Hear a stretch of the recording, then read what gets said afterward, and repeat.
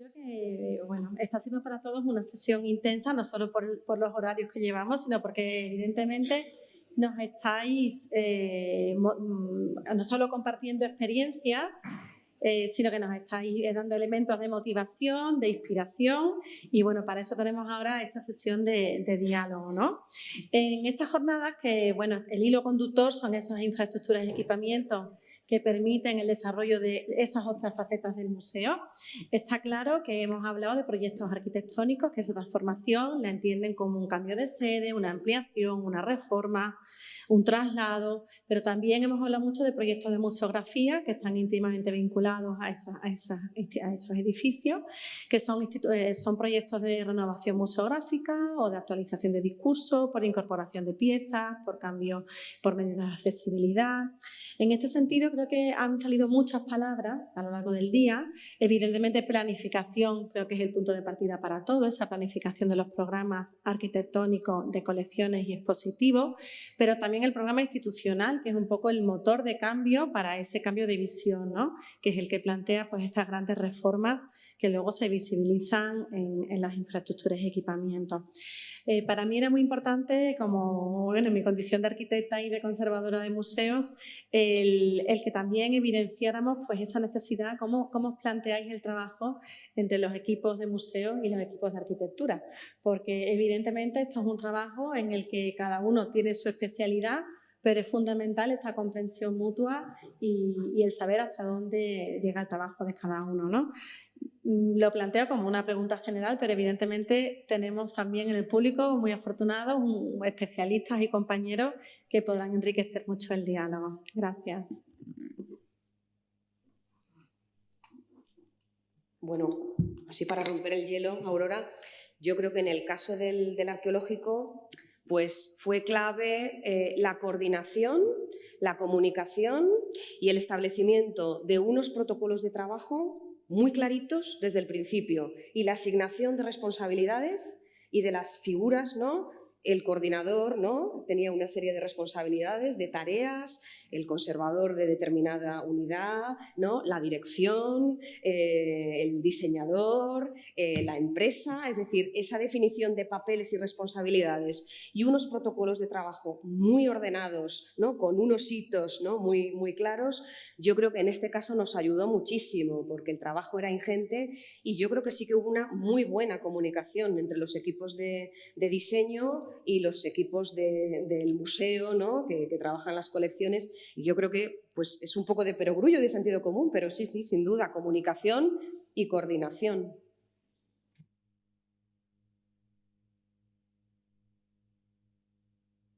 Yo creo que aquí también es interesante la especialización de los equipos de arquitectos en edificios culturales, en museos y también en intervención en el patrimonio. No cualquier arquitecto de intervención, hemos visto ejemplos, aunque sea construcción moderna, tiene que haber un conocimiento y una experiencia, aquí es básico. Y al comentario que decías, tenemos que dialogar con arquitectos en los proyectos arquitectónicos, pero también en los museográficos, porque el mundo del diseño museográfico también está... hay mucha presencia de equipos de arquitectos. Entonces, aquí es cuestión también de buscar los perfiles y los equipos profesionales que estén abiertos básicamente a esto, a entender nuestras necesidades y el objetivo de nuestros proyectos y que hayan diluido su perfil de arquitectos en beneficio de abrazar estas otras perspectivas o estas otras disciplinas. Gracias. Pues yo creo que para esa integración y ese entendimiento entre los arquitectos y el equipo del museo es fundamental tener una visión compartida, que se tenga una visión compartida por parte de ambos, que se entienda de la misma manera el museo, cuál es la personalidad del museo en su contexto, cuál es el aspecto diferencial de ese museo con cualquier otro que también se haya construido por parte del mismo equipo, pero también cuál es el papel que ese museo juega en su sociedad, allí donde trabaja.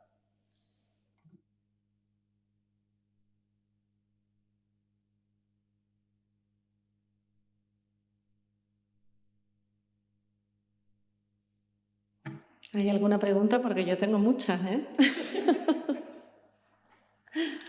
Bueno, continuando de esta relación arquitecto-museos, también muchos habéis puesto de manifiesto el papel dinamizador de nuestras instituciones, ¿no? Como los propios proyectos de implantación en la ciudad permiten, pues eso, revitalizar zonas, generar otro tipo de relación, bueno, de manera que evidentemente ahí lo que es una visión compartida y por eso la importancia de que estén coordinadas todas esas facetas del museo, ¿no? Hemos visto modelos implantados en la ciudad, como el Ibero de Jaén, implantados en el territorio, como los museos de Cataluña, que tienen ese reto también de la musealización de los propios yacimientos. Y yo creo que eso es una visión también muy interesante porque habla de esa transformación de los museos, ¿no? Hemos roto la caja del edificio y nos estamos quedando, creo que cada vez estamos trasladando a la sociedad más la idea de los museos como instituciones, ¿no? Polifacéticas y que permiten, por lo tanto, ser más accesibles, flexibles, creativas, etcétera.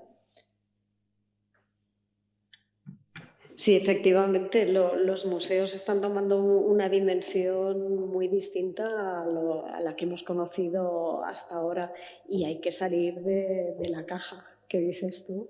Hay que salir del edificio, hay que proyectarse en un museo territorial como es el nuestro. Evidentemente es una obligación que forma parte de nuestro ADN, pero creo que cualquier museo tiene que salir fuera de sí mismo y tiene que conocer su entorno, su barrio, lo que tenga más cerca y además también debe tener esa ambición de proyectarse lo más lejos posible.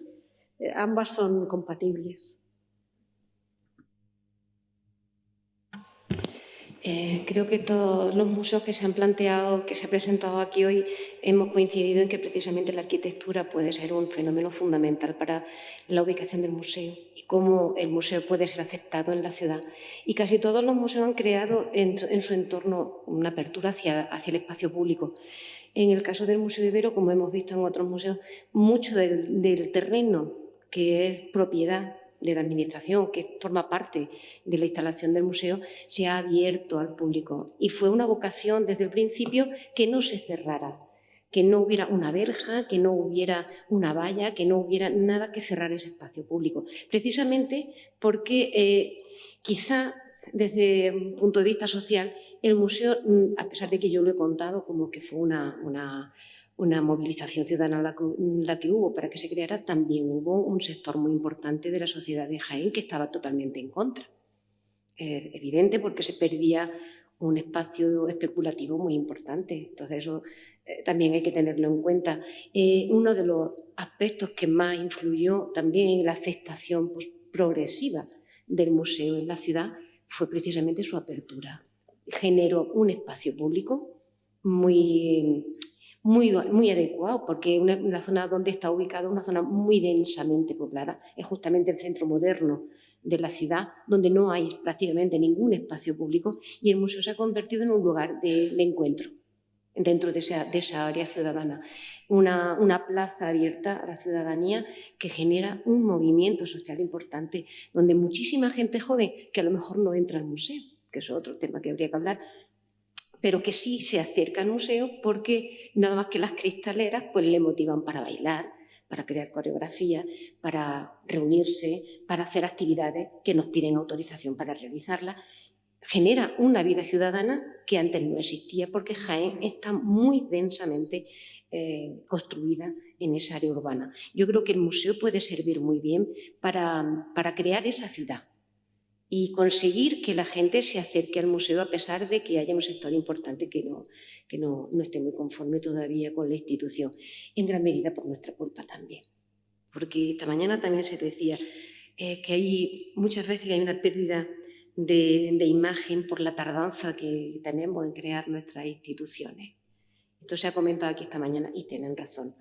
Desde que se inauguró el Museo Ibero hasta que terminemos ese museo, pues ha habido progresivamente, al mismo tiempo que nosotros estamos muy ilusionados porque vemos que sí se va creando, también hay un perfil de gente que ve que no se acaba. Y nuestro reto es que eso se olvide en cierto modo, generando una actividad con la gente y acogiendo una serie de actividades dentro de ese espacio abierto que generen ilusión entre la ciudadanía. Y yo espero que esto pronto se acabe, porque vamos a acabar muy pronto ya y tendremos por fin el museo.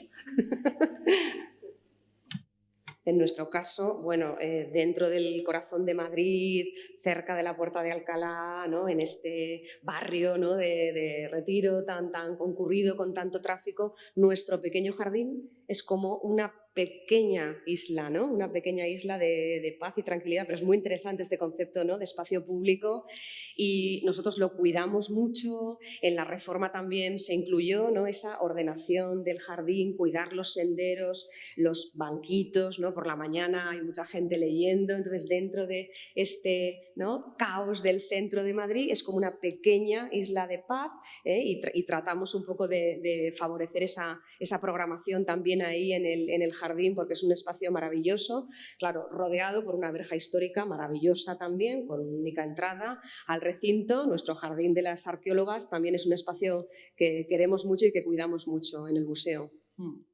En principio, felicitar al Museo Arqueológico Nacional por este encuentro. La verdad que está siendo muy interesante para todos los que participamos en el sector. Yo soy Manuel Fernández, de la compañía Acción a Cultura. Y bueno, en el sentido ese que comentabais antes de un poco la colaboración con las compañías, con los demás stakeholders que participan en la creación de un museo, nosotros ahora mismo hemos tenido la oportunidad de llevar a cabo un proyecto con el Museo del Prado para desarrollar una experiencia inmersiva donde bueno, pues se puede no solamente proyectar la imagen del museo internacionalmente, porque la idea es girarla de manera internacional, sino también bueno, pues crear una perspectiva diferente de la visita que alguien podría hacer al Museo del Prado y crear también un elemento de promoción del propio museo, ¿no? Esta experiencia, bueno, al final creo que no compite, ¿no? con la visita al museo, sino todo lo contrario, sino que puede ponerla mucho más en valor y crear también ese otro tipo de perspectivas, quizás también atraer a un público diferente, ¿no? Un público más joven, y que puede dinamizar de alguna manera ese contenido y hacerlo más accesible, ¿no? Bueno, tenemos ahora mismo un prototipo aquí en nuestras oficinas y hemos tenido personas en silla de ruedas con 94 años, hemos tenido niños de 10, en fin, es una experiencia que creo que primero es accesible para todos los públicos e incluso, como os decía, una persona de 94 años es capaz de ver esos contenidos, de disfrutarlos y sin embargo, bueno, pues quizás le es más difícil el hacer una visita completa a un museo, ¿no? Quería preguntaros cómo veis este tipo de iniciativas y bueno, tanto la colaboración público-privada como iniciativas que promuevan estas nuevas tecnologías que puedan llevar a otros públicos el contenido, el patrimonio que tenemos en los museos españoles. Yo creo que la tecnología es aquí, la estamos utilizando, tiene un recorrido increíble y si se utiliza es que no es competencia, es una herramienta. El hecho de poder tener, por ejemplo, Carmen lo ha explicado antes, ¿no? Hay una experiencia inmersiva que fue pionera, que la de Ullastret, pues no siempre tienes la oportunidad de ir hasta Ullastret, etcétera, y poder disfrutarla en Barcelona. Era un privilegio y al final hay el acceso a través de Internet, a través de las redes, de un patrimonio que seguramente no veremos nunca, es una oportunidad. Y yo creo que los que buscamos conocer el patrimonio, tener una experiencia del patrimonio, esa experiencia la hacemos además de la visita turística o la visita cultural, a la exposición, etcétera. Y que normalmente esta visita presencial, esta experiencia personal, no la hacemos solos. A veces sí porque no hay más, pero normalmente intentas, pues esto, lo haces en un fin de semana, con amigos, con la familia, etcétera. O sea que también es una experiencia más compleja que no solo la intelectual o la cultural. Yo aquí no hablaría nunca de competencia y sustitución. Ahora, bien utilizada. Si no, para tener un man virtual en no sé dónde, pues no tendría ningún sentido.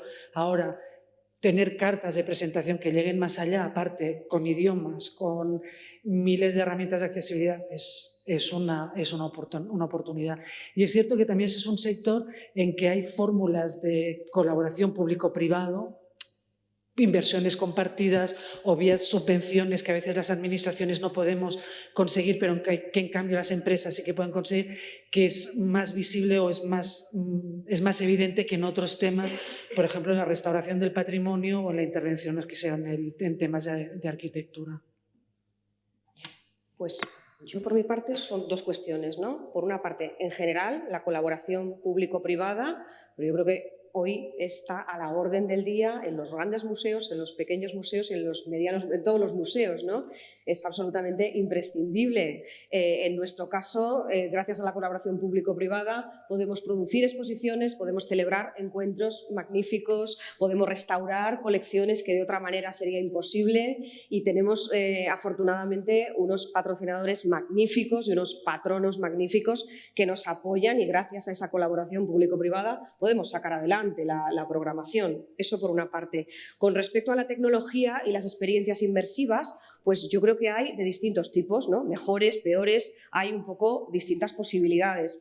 A mí me parece todo un debate, todo un debate, porque yo creo, en el caso de los museos arqueológicos, ¿no? La cultura material tiene ese valor comunicativo y emocional tan importante que, sin estar en contra en absoluto de las experiencias inmersivas, que me parecen un ocio estupendo y un divertimento estupendo, yo he estado con mi hija y es divertidísimo, pero yo creo que la experiencia en el museo, la experiencia de aprendizaje, la experiencia estética, la experiencia, no sé, cognitiva de, ¿no?, observar, apreciar, rodear un bien cultural original, tangible, ¿no?, que no es digital, sino que es real. Yo creo que eso es un valor que desde los museos tenemos que reivindicar porque es único, ¿no?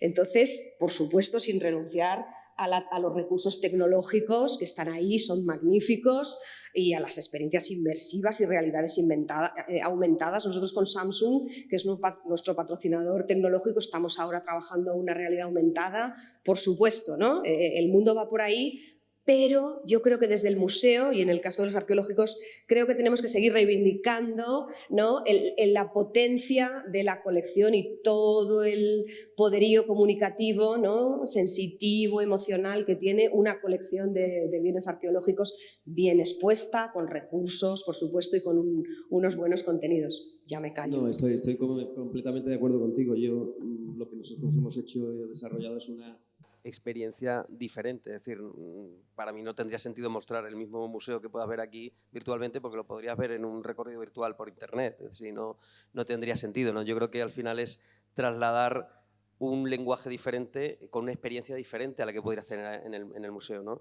Y más bien, como decía antes, pues casi como gancho para atraer el público al museo, ¿no? Es verdad que alguien en China, que es donde se va a inaugurar esta exposición, pues probablemente muy poca gente que vaya a China a ver esta experiencia podrá venir a Madrid y visitar el Museo del Prado, ¿no? Pero sí que es verdad que la interpretación que se hace del cuadro dentro de la experiencia no es una visualización, es una experiencia de estar inmerso y de participar dentro del cuadro, ¿no?, que es algo diferente, ¿no? Bueno, solo un apunte. Estoy de acuerdo con lo que ha planteado Mónica Borrell, y la directora del Museo de Tarragona, y también Isabel Izquierdo. Pero es verdad, y no conozco vuestra herramienta, pero yo creo que también estas cosas tienen su público y su momento.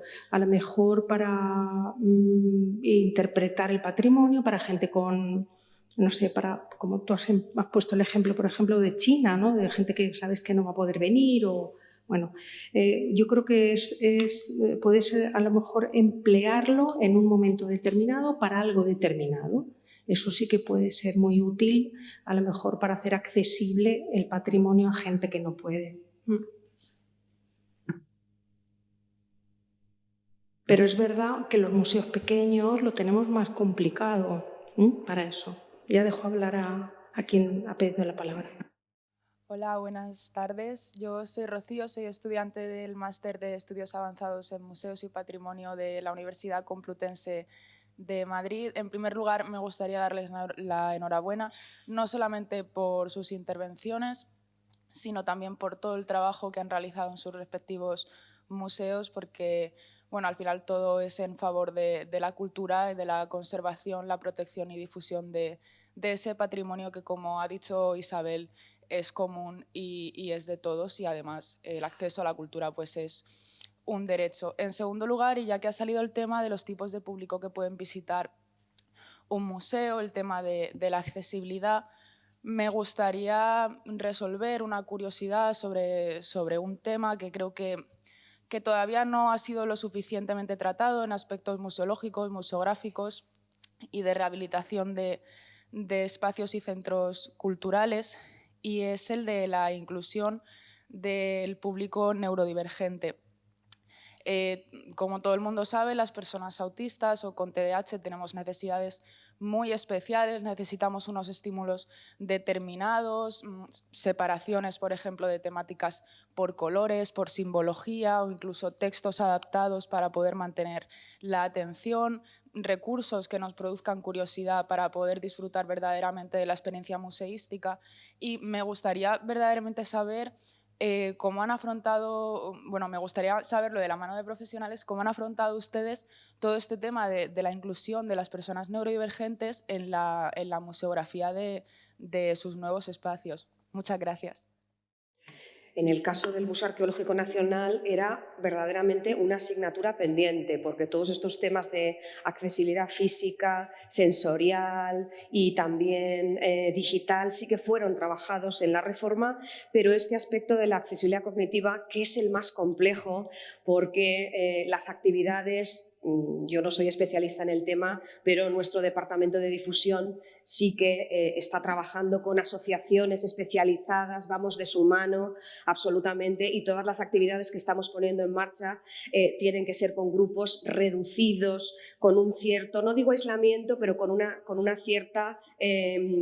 cierto cuidado, con unas familias próximas, es decir, exigen unos condicionamientos un poquito diferentes, no especialmente sofisticados, pero sí que exigen la puesta en marcha de esas actividades para todo este mundo, que además estamos hablando de una diversidad, ¿no?, de situaciones enorme, pues lo teníamos pendiente y ahora mismo estamos produciendo algunas actividades para poner en marcha ya con el colectivo Acerca del Ministerio de Cultura, así que hemos hecho algunas visitas especiales en este sentido y ahora estamos produciendo algunas actividades para poner en marcha a la vuelta del cole, pero como digo, siempre de la mano de asociaciones hiperespecializadas, colectivos que tienen un contacto directo con vosotros y poniéndolo en marcha con los recursos necesarios, porque sí que exigen una atención un poquito más particular.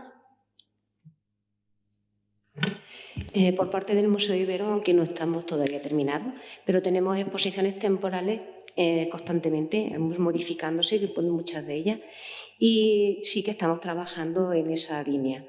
En la exposición permanente no estamos todavía incluyendo ese perfil, pero sí que hacemos una serie de visitas todos los años, hacemos visitas dentro de nuestro programa educativo. Tenemos un personal muy especializado que trabaja previamente con los grupos, pero como pasa con el Museo Arqueológico Nacional, no se hacen visitas de forma independiente. Se suele trabajar a partir de colectivos que tienen unas necesidades especiales y que requieren una atención muy especial. Incluso estuvimos planteándonos, que luego llegamos a la conclusión de que no en absoluto, hacerlo en un horario especialmente diseñado para esos grupos porque tienen unas necesidades muy concretas y dificultades de acceso y comunicación muy concretas. Pero llegamos al acuerdo con los profesores que atendían a esos grupos, que eso era discriminarlos con respecto al resto del público. Entonces realizamos todos esos talleres y esas actividades las hacemos directamente en el horario normal y tienen que coincidir con otros grupos que pueden estar allí. Resulta complicado, bastante complicado en ocasiones, sobre todo cuando se trata de grupos de alumnos más jóvenes que tienen más dificultades para socializar. Pero la experiencia para nosotros ha sido extraordinariamente positiva porque han entendido las exposiciones, se ha trabajado con ellos y han disfrutado. Para mí, una forma magnífica de entender que la visita ha sido un éxito es cuando ves que la gente se ríe, que la gente te felicita, están contentos porque realmente es que ha funcionado. y no vamos a dejar de hacer ese tipo de trabajos porque creo que además lo estamos trabajando de forma que se hagan más a menudo. Nuestro equipo es muy pequeño, como ya he dicho antes, necesitamos mucho apoyo, pero el esfuerzo que estamos realizando con ellos es muy importante y desde luego no los olvidamos a esos colectivos, en absoluto. A mí me gustaría un poco contestar, aunque estoy en esta mesa en calidad de moderadora, pero es verdad que esta pregunta, en calidad de responsable de los museos de Andalucía, sí que me gustaría indicarte que somos muy conscientes de esa necesidad, porque evidentemente también la accesibilidad cognitiva no tiene un perfil tipo estable, estándar, sino que depende pues, del grado de discapacidad, depende de la edad, depende del nivel cultural, como con cualquier otra persona. Son muchos los factores. Entonces, es verdad que los recursos expositivos es difícil tenerlos adecuados para toda esa diversidad, porque al final lo que tendríamos es una contaminación visual en la sala, que haría muy difícil la experiencia directa con los bienes culturales. Y al final, como los orientamos mucho a través de actividades, porque la interacción con las personas es lo que permite poder adaptarte al discurso, ¿no? Concertamos muchas de las actividades, tenemos convenios con colectivos concretos. Y luego es verdad que luego hay actividades que se han ido consolidando y que también viene todo el público. Por ejemplo, en el conjunto arqueológico de los Dólmenes de Antequera fuimos pioneros en elaborar guías con pictogramas para personas del espectro autista que vienen con sus familiares, porque otra cosa que tenemos muy clara es que tienen que ser actividades para todos, no solamente para estas personas, y han funcionado muy bien esas guías que hicimos también en colaboración las pusimos a prueba con los colectivos, en coordinación también con otras asociaciones como RASAC, que era la que las validaba. Y por ejemplo en el Museo de Almería también ya hemos consolidado un ciclo de cine azul, en la que bueno, hay formatos de películas más para niños, otras para público general, pero bueno, en cierta manera son pasos que damos para consolidar actividades que no pueden estar en el día a día, pero que evidentemente son reflejo de la sociedad tan diversa en la que estamos y a la que tenemos que dar respuesta. Hola, Sí, buenas tardes. perdón, si me permite, para no pasar de cuestión. Esta cuestión es muy importante, en especial para un museo como el nuestro, que proviene de unas instalaciones con una arquitectura del siglo XIX, con unas limitaciones importantes. La accesibilidad siempre fue un reto y afortunadamente con las obras de ampliación se resuelve, pero claro, mientras tanto lo que hemos hecho es trabajar en recursos adaptados, en también tomar en consideración la amplia diversidad de personas que nos visitan, sus necesidades específicas. ¿Y cómo lo hemos hecho? Pues con colectivos especializados, con asociaciones y organizaciones que trabajan diariamente con todo tipo de personas y de esta manera poder ir también respondiendo a sus necesidades, tanto a nivel de museografía, a nivel de recursos específicos y adaptados, a nivel de las luminarias, de adecuación de las instalaciones y sobre todo de las actividades. Y si me permites para comentar la cuestión anterior que destacabas la importancia de la colaboración público-privada de las empresas, evidentemente creo que es fundamental. Nosotros tenemos como el mecenazgo, como una manera de poder hacer que las empresas canalicen su responsabilidad social empresarial y de contribuir, por tanto, al valor compartido. Es decir, creo que es fundamental que los museos podamos encontrar aliados, socios y que ambas partes compartan el valor de un proyecto que les encaje a las estrategias corporativas del museo, de la empresa, e ir alineando maneras para financiar proyectos innovadores, ¿no? Como pueden ser pues, recursos de todo tipo que integren la innovación tecnológica, que permita también a su vez la accesibilidad, por supuesto, pero el hacer que la visita sea más amena, más interesante y que podamos cautivar al público y fidelizarlo. Creo que la realidad virtual y los museos arqueológicos son una mezcla fantástica. Al final, no sé si era Mónica que comentaba o alguien ha comentado que el museo no trataba de exponer unas piezas, sino que lo que estaban tratando era de contar una historia. Entonces, hace poco, por ejemplo, estuve en Cataluña viendo unas iglesias románicas que son patrimonio de la humanidad y casualmente tenían una experiencia de realidad virtual. Muchas veces cuando ves al museo, las piezas intentan contextualizar, pero para ese público joven, ¿no?, que queremos que vaya a los museos, pues a veces es complicado. Mi hija me dice, ¿pero es un museo de tocar?, ¿no? Entonces, nosotros vimos la iglesia, vimos la ermita del románico, y después vimos la experiencia de realidad virtual que te transportaba a la época en la que esa ermita fue creada y os digo que mi hija va a querer volver. Sin embargo, si hubiéramos visto las piezas aisladas, como en otros sitios, aunque hay ciertas cosas interactivas, manipulativas, etc., no le habría causado ese interés. Eso lo mismo lo hemos visto en París, y hace poco estuvimos unas jornadas en las que la directora del Museo de Cleveland explicaba lo mismo, unas experiencias que habían hecho con realidad virtual, con nuevas tecnologías, y el gran éxito que habían tenido de visitantes y sobre todo de estos públicos jóvenes e infantiles. Entonces, a mí me parece lo que comentaba Manuel de la experiencia del Prado es algo totalmente diferente, porque no se puede equiparar a ver las obras en realidad, pero me parece un complemento fantástico para atraer nuevos públicos. Y en relación a la cuestión que planteabas, nosotros cuando diseñamos museos siempre tenemos en cuenta todos los temas de accesibilidad, colores, tamaños de letra, etc. Sí que es verdad que en algunos museos que he visitado he visto que hay horas especiales. Entonces, no sé qué te parece a ti en concreto que haya unas horas especiales en las que la luz se baja y que se tienen en cuenta necesidades especiales. Si crees que es más discriminación o crees que es una forma de atraer otro público. Que digo que puede resultar discriminativo si lo piensas de esa manera, pero que a veces nosotros lo agradecemos porque verdaderamente, por ejemplo, para las personas autistas, sobre todo los estímulos sonoros, tenemos muchísima hipersensibilidad. La luz también somos muy sensibles, entonces, claro, puede verse como que nos dejan ahí nuestro espacio para, no sé, como que nos tienen apartados, pero es que verdaderamente lo agradecemos, porque es que es muy molesto, o sea, tener que ir con tapones constantemente en los oídos o tener que ir con gafas para que no nos dé la luz y ese tipo de cosas. Yo personalmente lo agradezco, aunque entiendo que si se mira desde otra perspectiva sí que puede parecer discriminatorio, pero yo creo que eso es una cuestión subjetiva, es según a qué persona le preguntes. A mí personalmente me parece buena opción.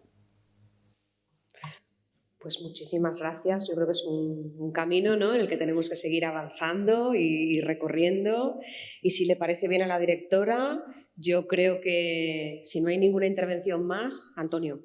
Bueno, me gustaría solamente decir dos cosas, no es una pregunta. Una cosa es que para nosotros de Portugal fue muy interesante ese día y ese encuentro. Y quería dar a todos los directores y a todas las equipas de los museos que oímos hoy decir que estamos muy empáticos porque a nosotros que trabajamos de una empresa que tiene 37 equipamientos, 32 se van a cerrar ese año y lo próximo con obras de lo mismo tipo. Es muy interesante los ejemplos que habíamos oído. Y decir eso, que los ejemplos y la coraje de todos es muy importante para nosotros también.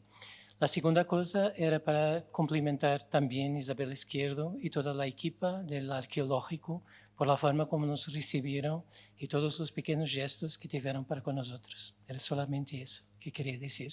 Gracias. Muchas gracias. Habla el presidente de Museos y Monumentos de Portugal con toda la delegación de directores de Portugal que nos ha estado acompañando ayer y hoy. Y muchísimas gracias a vosotros también por acompañarnos. Estos encuentros son siempre de gran utilidad y siempre surgen cosas positivas de estos encuentros. Así que yo creo que ya... simplemente agradeceros a las coordinadoras de mesa, Aurora, Mercedes esta mañana, en fin, a todos los ponentes, a todos los participantes, amigos, colegas, directores, directoras, equipos técnicos que nos han acompañado. Muchísimas gracias. Ha sido un poquito intenso, yo creo que el día ha sido un poquito intenso, pero bueno, hemos cumplido todos con el horario y yo creo que ha sido una jornada donde al menos yo hemos aprendido mucho y seguiremos pensando en el diseño de futuros encuentros también en el Museo Arqueológico Nacional. Así que muchas gracias.